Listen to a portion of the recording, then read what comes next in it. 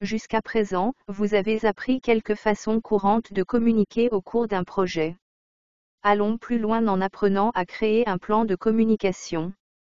Cela vous aidera à gérer tous les différents types de communication qui se produiront au cours d'un projet. Croyez-moi, il va y avoir beaucoup de communication, vous aurez donc besoin d'un plan pour vous aider à rester conscient de tout cela et à utiliser comme outil de communication efficace. Un plan de communication organise et documente le processus, les types et les attentes de communication pour le projet. La taille et la complexité de votre plan de communication seront différentes pour chaque projet, mais il est toujours bon d'en avoir un. Surtout avec plusieurs parties prenantes, différentes phases et gestion du changement sont impliquées. Cela vous aidera vraiment, vous, votre projet et les parties prenantes.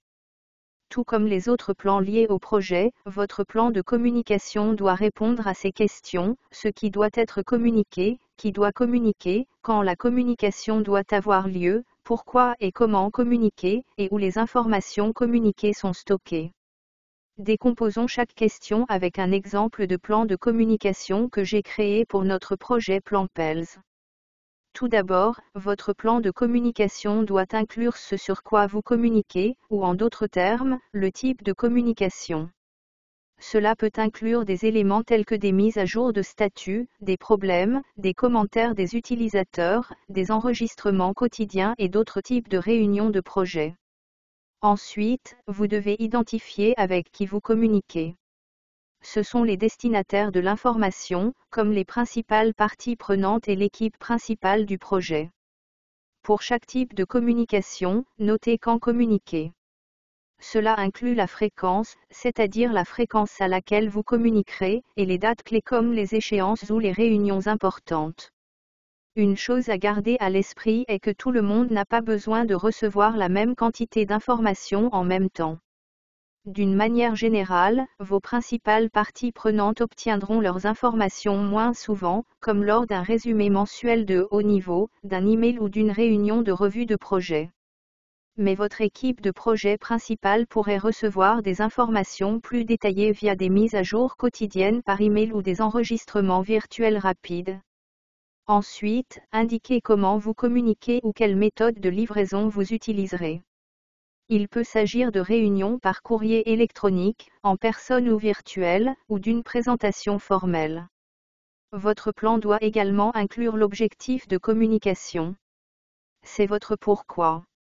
Alors demandez-vous, pourquoi communiquez-vous? Est-ce pour faire le point sur les progrès, identifier un risque et surmonter les obstacles? Ou peut-être avez-vous besoin de déterminer les prochaines étapes, des plans de préparation détaillés et de réfléchir aux leçons apprises. L'objectif de la communication pourrait être une combinaison de l'une de ces raisons ou d'une autre. Dans les deux cas, il doit y avoir un but à communiquer, sinon vous risquez de perdre un temps précieux. Enfin, indiquez où se trouvent les ressources de communication, ainsi que toute autre note.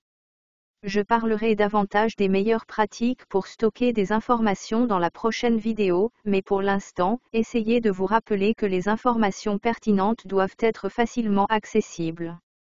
Pour que vous, vos parties prenantes et votre équipe puissiez rapidement trouver les ressources dont ils ont besoin pour prendre des décisions, travailler sur des tâches, se tenir au courant ou fournir des mises à jour.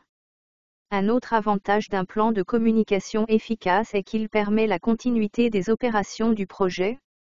Si un nouveau chef de projet entre dans le projet et voit le plan, il devrait pouvoir accéder rapidement aux notes et à la documentation des réunions passées, ainsi qu'aux communications en cours et à venir.